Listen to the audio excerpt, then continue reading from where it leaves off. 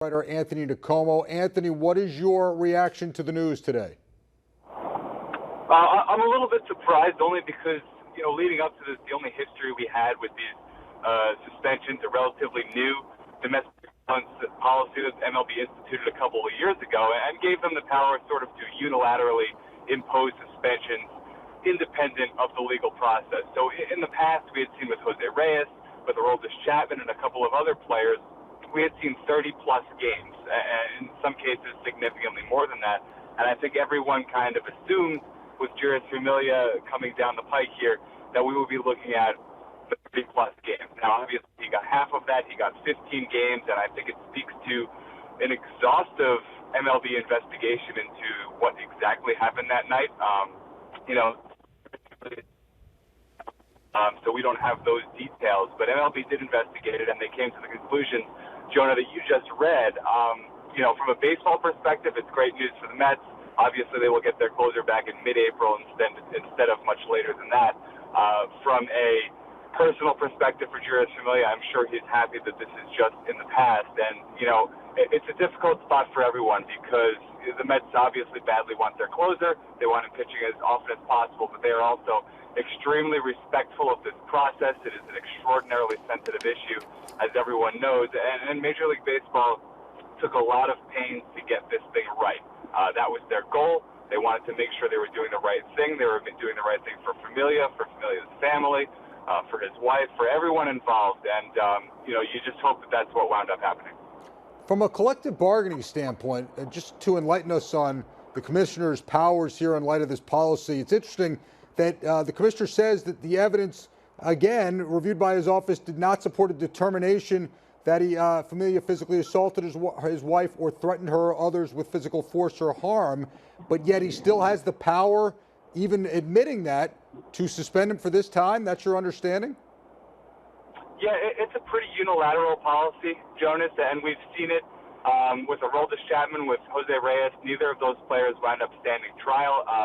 Jeurys Familia was charged with simple assault back in October, but he did not stand trial either. That case was dismissed. And yes, this MLB policy that was put in place a couple of years ago gives the commissioner power essentially to rule independently of the legal process, to rule independently of just about everything. They've got their lawyers, they've got their investigators that went in and really broke apart this case and, did the best that they could to investigate it and to figure out what exactly happened. So given all that, under this process, this is what they came up with, that, they didn't have the evidence that they would have needed to, at least in their estimation, to suspend Jeurys Familia for a longer period of time. But, they didn't want to just, again, he was arrested. We don't know what went on that night. Only Jeurys Familia and his wife really knows what went on that night. So it's a really difficult thing to speculate. And I think Major League Baseball, judging by the fact that they did suspend him 15 games, certainly wanted to make sure they weren't making light of this situation and make sure that there is punishment to be served regardless of what happened in the legal process. No doubt Commissioner Manfred has been very forward-thinking in terms of his treatment of this issue as opposed to other sports particularly. How much do you think, we all heard that Jeurys Familia and his wife both entered Major League Baseball's Park Avenue offices a couple of days ago, I guess to make their appeal. How much do you believe that maybe what Familia's wife had to say during that meeting led the commissioner to go with a 15-game suspension as opposed to something more? Yeah, I'm sure it played a role. Jonas, it's a piece of the puzzle. And certainly Familia's personal testimony is a piece of the puzzle. What his wife said is a piece of a puzzle. Independent investigations of what went on in the legal process, what went on in the police department, all of that I know certainly is going to play a role or played a role in what Major League Baseball ultimately decided. And that's the thing that I can't stress enough, Jonas, is that this is not something that Major League Baseball and Rob Manfred just looked up and said, well, this is what we're going to do. Now, this was very carefully organized. This was, this is why it took so long, certainly. This process, again, Familia was arrested in October, and we're sitting here on March 29th, and we're finally getting the ruling. There's a reason for that. Major League Baseball was not dragging its feet on this investigation. To the contrary, they were making sure they left no stone unturned. And again, this is the ruling they came down with, 15 games. less than certainly a lot of people have thought coming into it. So from that perspective, it's good news for Familia and good news for the Mets. As you mentioned, less than what many people thought when they initially were thinking about this situation. We did hear word seeped out a few days ago. The Mets thought it might be less than 30 games. They've been proven right. It was 15 games, what the Mets, in essence, were expecting. Yeah, I think certainly going into spring training, the Mets were looking at this as a 30-plus game proposition. I think 30 was kind of the number. Everyone assumed Familia would be gone for April and back shortly after that. I think as this process went along, and we did start to get a couple of details leak out about it, Familia going into New York to sort of ask for a little bit of leniency was a big piece of this, I'm sure.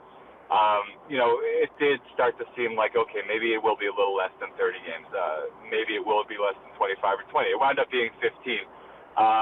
Look, from a baseball perspective, and taking all of the, what went on here out of the equation, just from a sheer baseball perspective on the mound, it's really a good scenario for the Mets. They were looking at having not just Addison Reed as their closer for most of April, but you don't realize the trickle-down effect that has. All of a sudden, Fernando Salas is pitching the 8th inning instead of the 7th inning, and Jerry Blevins, Consul Robles, everyone slides up a little bit when Familia is not there. So especially in April, at a time when starting pitchers aren't quite stretched out, and you're leaning on your bullpen as much in April as at any point in the year, certainly you want to limit guys pitching out of their roles as much as possible. So the Mets are looking at 2 weeks now, essentially, without Jeurys Familia as opposed to a month, and that's a big difference this time of year. It's definitely a big difference, and it's definitely a good thing for the Mets. All right, Anthony DiComo, MLB.com, Mets beat writer. Thank you so much for your time. We appreciate it. No problem, Jonas.